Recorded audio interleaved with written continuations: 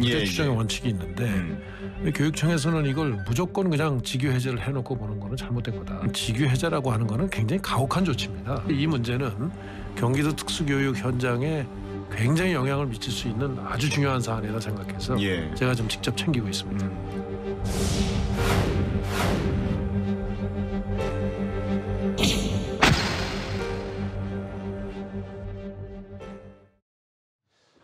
예, 보신 그대로입니다. 웹툰 작가 주호민 씨로부터 아동학대 혐의로 고발을 당했던 그 특수교육 교사가 오늘 공식적으로 다시 학교로 돌아갔습니다.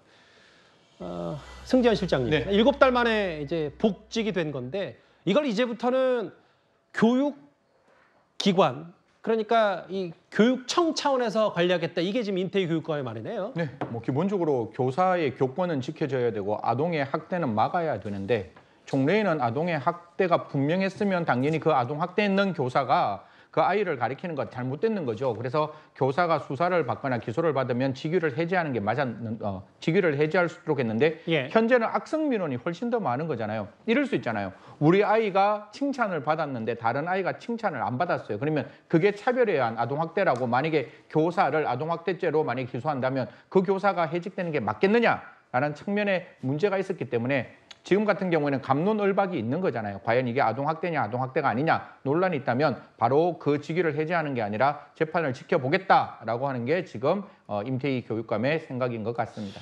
근데 하나 더 제가 좀 눈여겨봤던 뭐냐면 교사들 집단이 이제 교총에서 이거 억울하고 오히려 역으로 고소할 수 있다. 왜냐하면 주호민 씨가 본인 자녀에게 이제 녹음 기능을 설치했기 때문에 그 부분을 좀 법적으로 다시 역으로 가겠다는 이런 얘기도 좀 있더라고요. 두 가지를 정확하게 설명을 드릴게요. 만약에 앵커하고 저하고 이야기하는 걸 제가 녹음하는 거는 문제가 없습니다. 그런데 앵커가 우리 이현정 의원님하고 이야기하는 걸 제가 불법하게 녹음하면 그건 타인의 녹음이라서 문제가 있는 거겠죠. 그렇겠죠. 그러니까 이 녹음 안에 어떤 내용이 들어와 있는지는 모르겠어요. 저희들은 기록을 봐야 이야기하는 법조인이다 보니까 저 생각을 해야 되는 거니까 다른 내용이 들어와 있으면 분명히 불법이 되는 거고 그 불법에 대해서 기소를 하겠다는 건데 한 가지 딱 더 해드리겠습니다. 지금 녹음하는데 특수교사가 지금 주호민 씨 아들의 한 행동을 가지고 고약하다 이렇게 설명을 했는 거잖아요.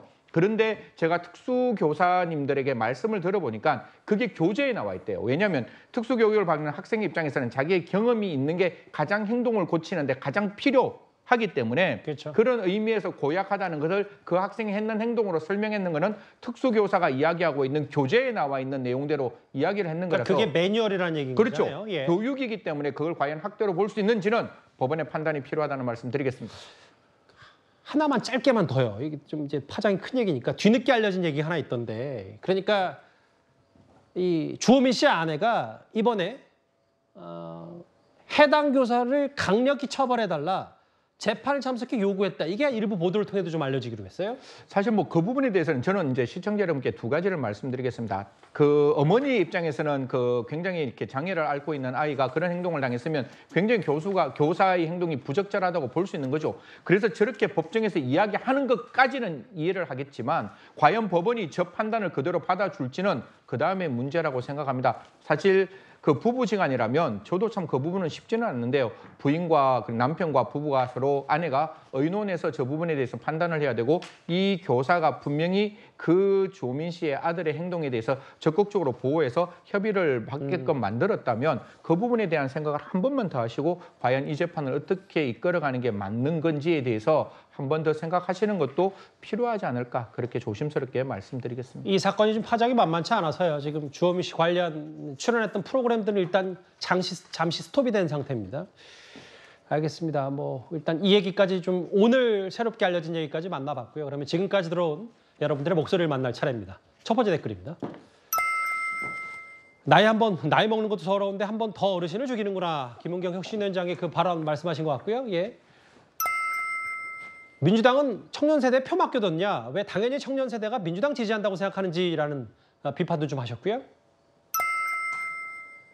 20대인데 암 걸려서 3개월 안에 죽는다면 투표는 몇 번 가능한가요? 라는. 뭐 물론 저건 이제 단순한 극단적인 비유겠습니다만 그만큼 김은경 혁신위원장 말이 부적절했다 이걸 말씀하시는 거겠죠? 미래에 살지 않을 국회의원들 다 내려오세요. 초동생이 정치합니다라고 하셨고요. 마지막 보겠습니다.